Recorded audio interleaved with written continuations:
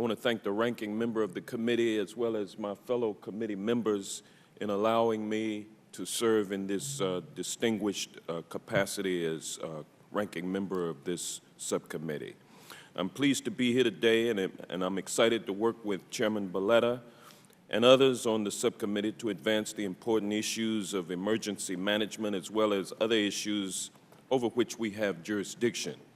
Emergency preparedness and response are important issues that most take for granted until a disaster happens, and then suddenly there is a need for emergency services.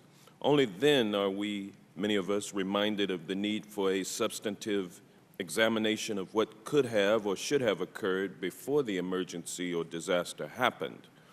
It is reassuring to know that this committee is one of the few that proactively examines the issues and needs of our communities as well as our talented emergency managers and first responders who have to endure in the face of often tragic consequences.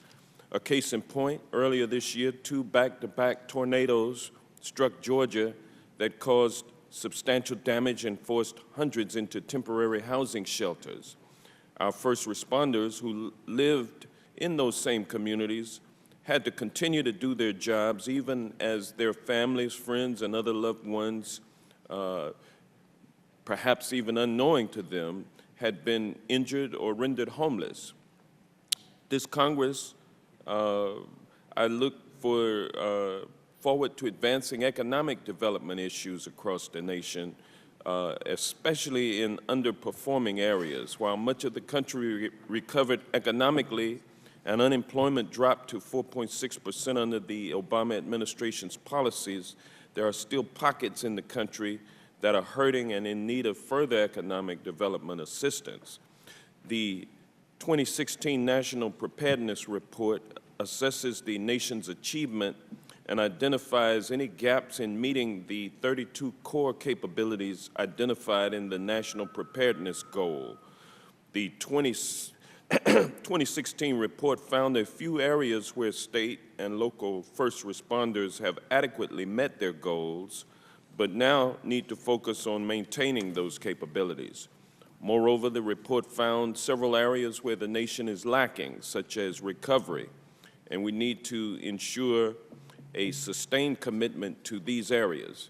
This is important because the administration is proposing drastic cuts to FEMA's preparedness activities.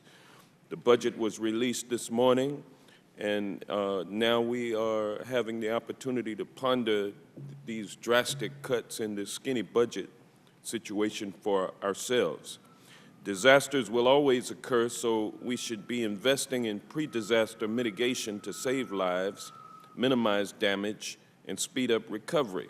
Reports have shown that for every dollar invested in pre-disaster mitigation, we save $3 to $4 on the back end. Despite needing more work, our emergency management system is recognized worldwide as being one of the best. Without sustained funding to maintain the capabilities that we have obtained and to focus on those capabilities that need improvement, we will fall behind. I look forward to today's testimony, and I welcome our witnesses to this hearing on the National Preparedness System and the non-disaster grants used to develop core capabilities to ensure a robust and prepared nation for all hazards. Thank you, and I yield back. Thank you, Ranking Member Johnson. At this time, I'd like to recognize